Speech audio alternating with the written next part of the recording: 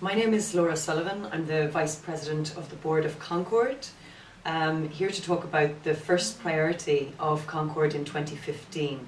It's called the Europe We Want, and it's about the kind of Europe that we want on the global stage, as well as the way we want Europe to be here in Europe. So what are we actually trying to do in 2015?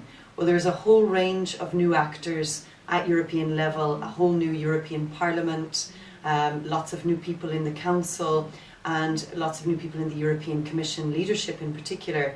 We feel that it is our role to get the messages across and to bring the voices of the communities that we work with globally and here in Europe to say the kind of Europe we want, the role we want Europe to play. What is that role?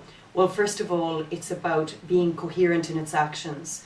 Europe is the biggest multilateral donor of aid globally, but it is also has a lot of policies that undermine the good that is done with that aid globally. Some examples: trade, energy, food, agriculture. We want to make sure that Europe is playing a coherent and fair role in developing countries, supporting rights and not undermining them. This is the big year of the European Year of Development, and that means that there is a whole colourful, willing and very organised group of civil society within Concord and beyond Concord that's getting together to really say how we define development, how we want people to engage, and how we want to really change things in 2015 for the future.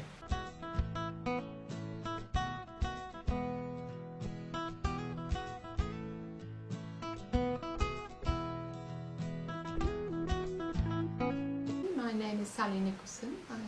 I'm with WWF. Currently co-chair of the European Beyond 2015 Task Force.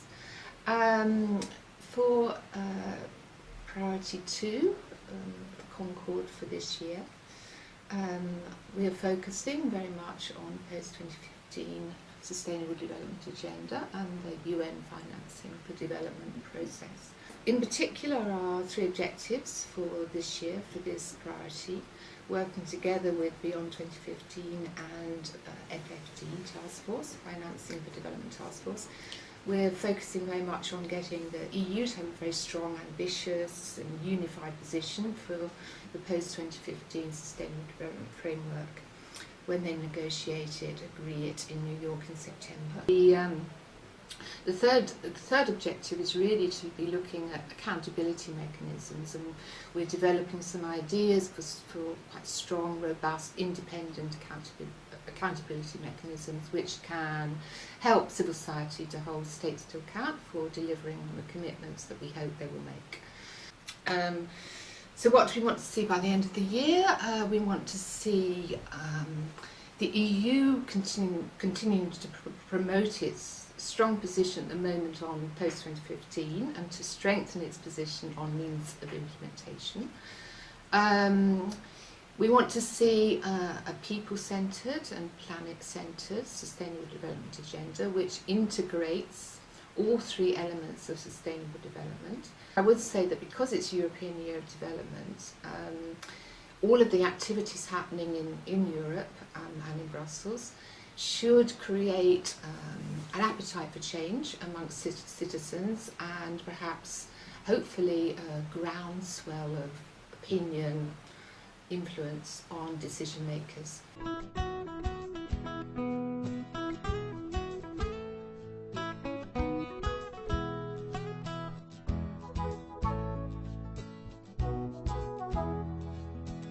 My name is Steen de Lammuren.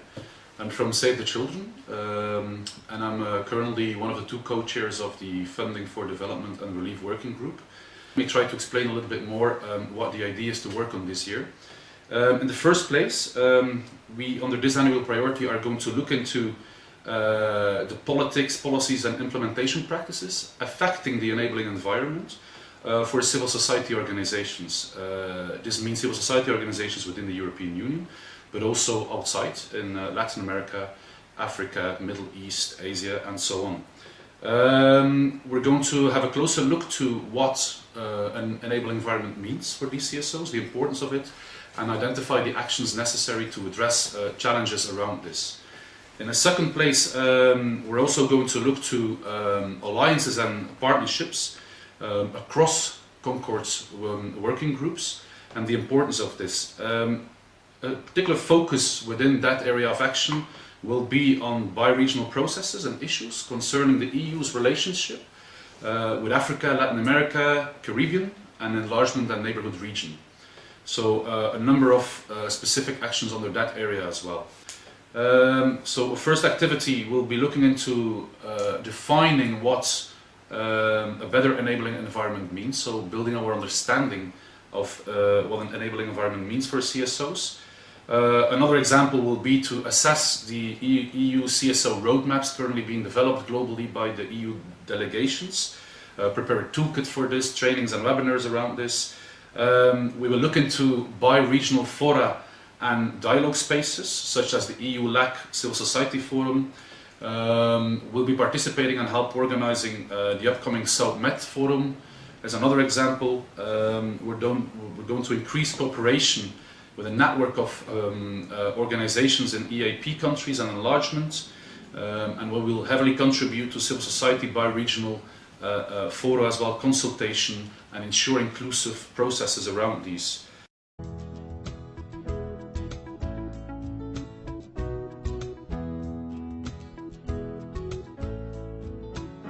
My name's Seamus Jefferson. I'm the director of Concord, and I want to talk about the fourth, rather more internal priority for Concord this year.